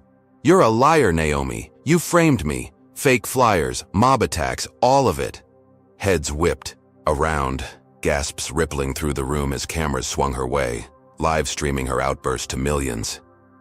Naomi's gaze locked onto her, calm and unyielding, her lips a thin line. "Ms. Carter, you're interrupting a public proceeding," she said, her tone ice-cold. But Lila pressed forward, her breath heaving. "You ruined me. My home, my kid, my job. Tell them the truth." The council chair banged a gavel, shouting for order, but Lila's words echoed, a desperate salvo in a war she'd already lost. Was this her last stand? Security lunged. 2 burly guards grabbing her arms, but Lila thrashed, her elbows flailing as she screamed, "She's a monster, she set me up." The crowd erupted, phones filming every kick, every curse, painting her as unhinged, a wild animal clawing at Naomi's composure. A taser crackled, its prongs biting into her side, and she crumpled, her body jerking on the polished floor, her vision blurring as the guards dragged her out. Pain seared through her, but her mind clung to defiance. She'd made them see, forced Naomi to flinch. The doors slammed shut, the chamber's hum fading, and she smirked through the agony. She'd rattled her, hadn't she? They hauled her to a holding cell downtown. The concrete cold against her back as she slumped on a bench, her breath ragged, her taser burns pulsing under torn fabric. The cop who'd cuffed her, a lanky guy with a buzz cut, tossed her a water bottle, his voice flat. "Disrupting a council meeting. Big mistake, lady." She laughed, a broken wheeze, and sipped the water, her hands trembling. "She's the mistake. I showed them." He shrugged, locking the cell, and left her staring at the bars, her mind replaying Naomi's unflinching stare. She'd crashed the meeting, screamed the truth. Someone had to believe her. Did they? Naomi visited hours later, her heels clicking. Against the precinct floor, her blazer swapped for a sleek coat as she stood outside the bars. The guard stepped aside and she faced Lila, her presence a quiet storm filling the cramped space. "You've got one chance, Ms. Carter," she said, her voice low and deliberate. "Confess publicly, admit your actions on 392, or I push hate crime charges from those flyers. Your choice." Lila's jaw dropped, her laugh a jagged shard. "Confess? You planted that crap, I'll die first." Naomi's eyes narrowed, a flicker of steel beneath her calm. "Then you'll face the consequences." She turned, leaving, Lila seething, her fist slamming the bench. "You won't win, bitch!" she shouted. But Naomi's footsteps faded, her silence a heavier blow than words. The precinct buzzed with late-night activity, cops shuffling papers as Lila stewed, her mind a tornado of rage and desperation. She'd refused Naomi's deal, kept her fire alive. She'd fight this in court, prove the setup, claw her way back. Her burner buzzed, a miracle it still worked, Jake's text glowing through the cracks. "Heard you stormed City Hall. Legend." She smirked, her chest swelling with battered pride, and texted back, "Yeah, gave her hell. Out soon." The lawyer had flaked, but she'd find another. Beat this rap like the others. A guard unlocked the cell at dawn, her bail posted by some ex-follower who'd seen the live stream, a scruffy kid with a Lila Lives shirt. She limped out, her grin, thin but fierce. She'd walked again, hadn't she? She crashed at a Fleabag motel on Atlanta's fringe, her cash gone, the kid's $20 buying her a night on a sagging cot. She showered, the hot water stinging her burns, and plotted her escape. She'd flee north, maybe Charlotte, start over where Naomi's reach couldn't touch her. She rented a junker car with her last credit card, a rust bucket with a coughing engine, and packed her bag, her movements jerky but determined. She'd beaten the taser, refused the deal, walked free. Naomi couldn't stop her now. She climbed into the driver's seat, the engine sputtering to life, and peeled out, the city shrinking in her rear view. "See ya, suckers," she muttered, her smirk a fragile shield. Was this freedom? Naomi Brooks sat in her office, the Atlanta night a dark sprawl beyond her windows, her coat draped over a chair as she watched the council footage replay. Lila's outburst looped, her wild screams a stark contrast to Naomi's steady voice, the livestream hitting 25 million views. Kevin stood by her desk, his tablet glowing with the precinct report. "She's out on bail, Ms. Brooks. Took the car. Trackers live," he said, his voice low. Naomi nodded, her eyes glinting, with cold precision. "She thinks she's running," she murmured, her tone a quiet blade. She'd offered the deal to watch Lila squirm, knowing she'd refuse. The trap was already set, the car a ticking bomb Lila couldn't see. Lila sped through the suburbs, the junker rattling over potholes, her hands tight on the wheel as the city lights faded. She'd crashed the meeting, faced Naomi, kept her spine straight when they'd tried to break it. The taser was a jolt, the cell a cage, but she'd walked out, same as always. She'd lost her home, Sophie, her wings, but she'd start fresh, rebuild from nothing. Jake's text buzzed again. "You're a warrior." She grinned, the wind whistling through a cracked window, her chest heaving with ragged hope. She'd outsmarted them all, slipped their grasp. The highway stretched ahead, a dark ribbon promising escape. Did she really believe she'd won? Naomi's team huddled in the office, screens flickering with the tracker's signal, a red dot pulsing. As Lila's car barreled north, Kevin replayed the council chaos, Lila's crumpled form a stark silhouette against the guards, her bail a fleeting gasp before the noose tightened. "She's got no clue, Ms. Brooks," he said, his voice tight. Naomi leaned forward, her fingers steepled, her mind a battlefield where Lila's last move was a stumble into checkmate. She never did. she murmured, her tone icy and final. The deal was a feint, the bail a lure. The real blow was wired into that rust bucket, and Lila was driving straight into it. Lila pushed the gas harder, the engine groaning, her eyes scanning the empty road, her smirk a thin thread holding her together. She'd faced Naomi head-on, spat in her face, kept her fire when they'd tried to douse it.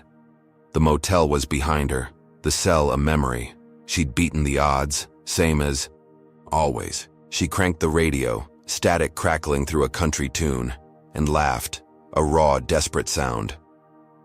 "I'm gone, Naomi," she muttered, the horizon a faint glow ahead. She'd start over, rise again, prove them wrong. But how long could she run when the trap was already sprung? Lila Carter gripped the steering wheel of her rented junker, the rust bucket's engine groaning as she tore down a deserted Georgia highway, the Atlanta skyline a fading smudge in her rearview mirror.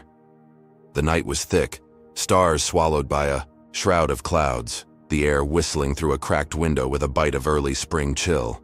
She'd crashed Naomi Brooks' council meeting hours ago, screamed her truth to a room of suits, taken a taser jolt, and walked out of that cell, on a stranger's bail. Her body ached, bruises from the mob, burns from the prongs, but her smirk held firm, a jagged edge of defiance as she floored the gas. She'd lost her home, her daughter Sophie, her wings, but she'd slip Naomi's grasp, head north to Charlotte, start fresh. "You're done, Naomi," she muttered, her voice a rasp over the radio's static hiss. She'd beaten the odds again, hadn't she? The highway stretched endless, a ribbon of cracked asphalt flanked by pine trees, their shadows swaying in. Her headlights. She cranked the wheel, weaving past a sluggish truck, her pulse a steady drumbeat in her ears. The burner phone sat dead in her lap, its battery drained after Jake's last text. "You're a warrior," she laughed, a raw, triumphant sound, the wind tugging at her tangled hair. She'd faced Naomi head-on, spat in her face, and now she was free. The road her lifeline. The motel, the precinct, the mayor's ban. They were chains she'd snapped, one by one. She'd rebuild, prove them wrong, rise from the ashes like always. Wasn't this her escape? The car shuddered, a faint jolt under her seat, but she ignored it, chalking it up to the junker's age. She punched the radio harder, static giving way to a twangy guitar riff, her foot heavy on the pedal as the speedometer climbed past 80. The horizon glowed faintly, a promise of dawn, and she pictured a new life. Maybe a bar gig, something off the books, far from Naomi's reach. She'd outsmarted the mob, the cops, the council, every trap they'd set. Her chest swelled, her smirk widening as she leaned into the seat, the leather cracked against her back. "I'm gone," she whispered. The words a vow to the empty road, but then the jolt came again, sharper, a rumble deep in the chassis. Her smirk faltered, her eyes flicking to the dashboard, but no lights flared, no warnings blinked. She gripped the wheel tighter, her knuckles white, and muttered, "Come on, you piece of junk." The rumble grew, a growl vibrating through her bones, and before she could break, the world exploded. A deafening boom tore through the car, flames erupting from the hood, the windshield shattering in a hail of glass. Her scream choked off as the blast flung her forward, the seatbelt snapping taut, her head slamming the wheel. Fire swallowed the junker, a roaring beast consuming metal and flesh, the highway lighting up in a hellish glow. Lila's body slumped, her smirk erased, her fight snuffed out in a heartbeat. The wreckage burned, a twisted pyre spitting sparks into the night, the pines catching glints of orange as the flames danced. A trucker a mile back slammed his brakes, his CB radio crackling with panic as he dialed 911, his voice trembling.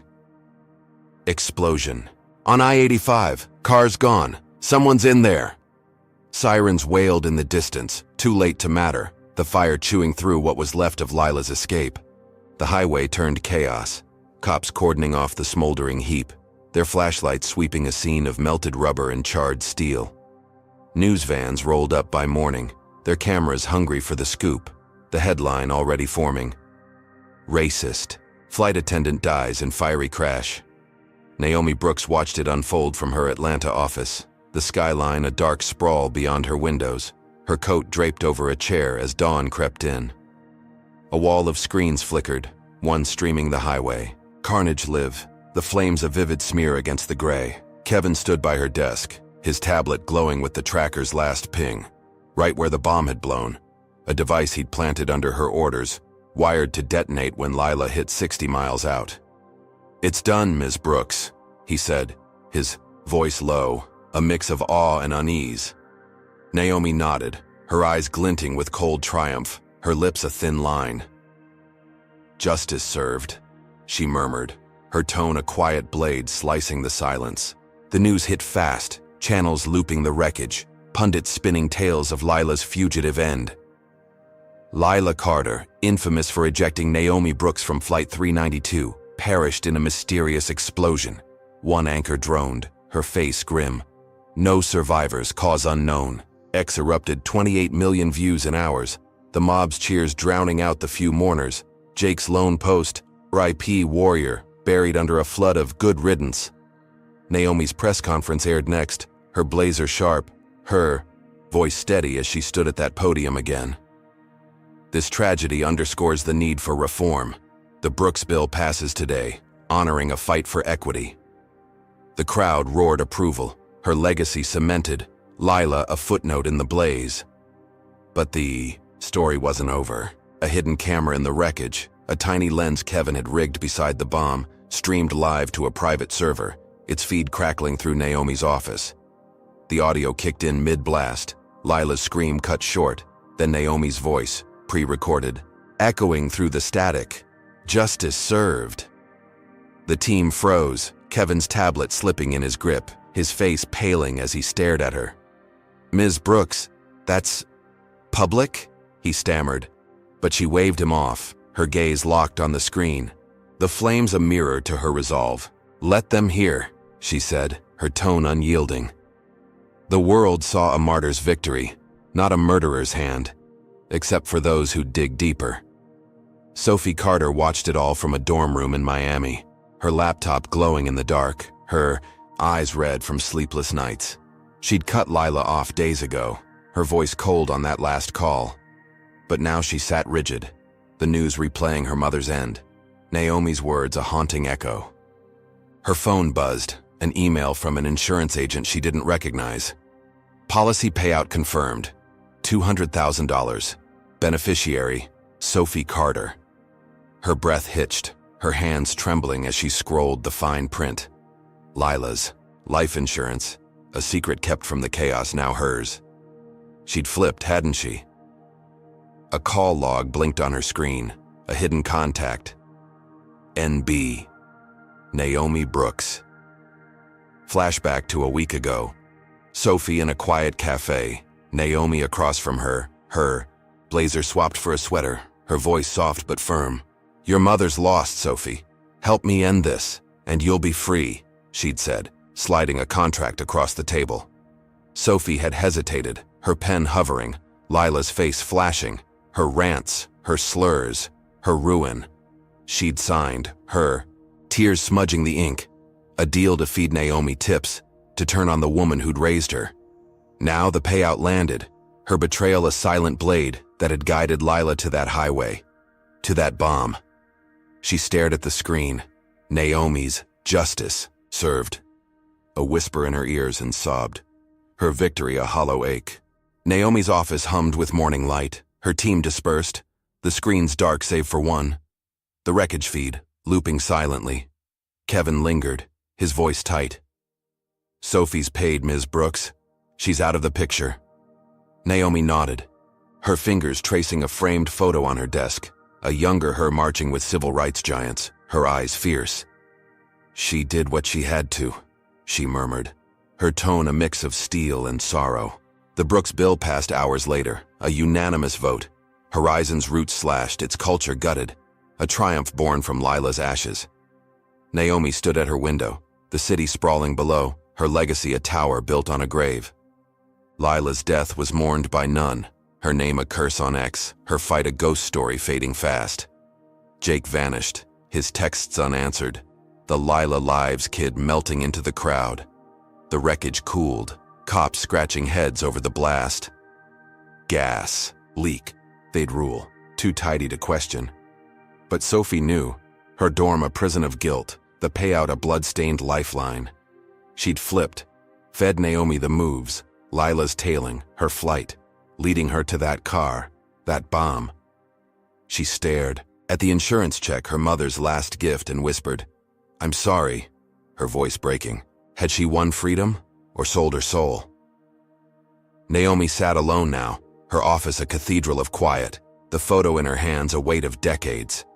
She'd crushed Lila, turned her own daughter against her, lit the fuse that ended her reign. The world cheered. A hero, not a killer. Her justice a mask for vengeance. She'd fought for equity, torn down a system. But this was personal, a scar carved deep. She set the photo down, her reflection stark in the glass. A woman who'd won by losing nothing. "It's over," she murmured, the city's hum a dull hymn to her triumph. Lila was gone, Sophie broken, the bill law. Was this justice? Or just the end? Sophie packed her dorm, the check cashed, her bags light as she fled Miami, her mother's ghost a shadow she couldn't shake. Naomi's voice lingered. Justice served. A mantra that haunted her steps. The world moved on. Horizon, reformed, Lila's name a whisper in the wind. Naomi stood at her podium days later, the bills signing a victory lap, her eyes distant as cameras flashed. She'd flipped the script, burned Lila's world, secured her mark. But in Sophie's dorm, an unsent letter lay crumpled. "Mom, I didn't mean it." A confession drowned by the blast. The story closed, a shocking twist of betrayal and fire, leaving only echoes in its wake. This gripping tale unravels a brutal lesson about the consequences of unchecked prejudice and the power of resilience. Lila Carter's downfall stems from her refusal to question her biases, assuming Naomi Brooks didn't belong in first class based solely on appearance. Her arrogance fueled a cascade of missteps, dismissing Naomi's calm authority, mocking protesters, and clinging to a warped sense of victory, blinding her to the systemic forces she'd provoked. Naomi, a civil rights titan turned CEO, wields her influence not just to survive, but to dismantle the very culture Lila embodied, showing that true strength lies in strategic patience, not loud defiance. The story hammers home that racism isn't just personal. It's a web woven into institutions, and ignoring it can ignite a fire that consumes everything. Sophie's betrayal adds a gut-wrenching twist. Family ties can fray under the weight of moral choices, revealing how deep prejudice cuts. Lila's death in a fiery explosion, orchestrated by Naomi, isn't just revenge. It's a stark warning that actions ripple far beyond intent, and justice can wear a ruthless face. Yet, Naomi's victory isn't flawless. Her hands are stained, raising the question of where justice ends and vengeance begins. The lesson: assumptions can bury you, resilience can rebuild you, but power decides the grave. So, what's your takeaway? Did Lila deserve her fate, or did Naomi cross a line?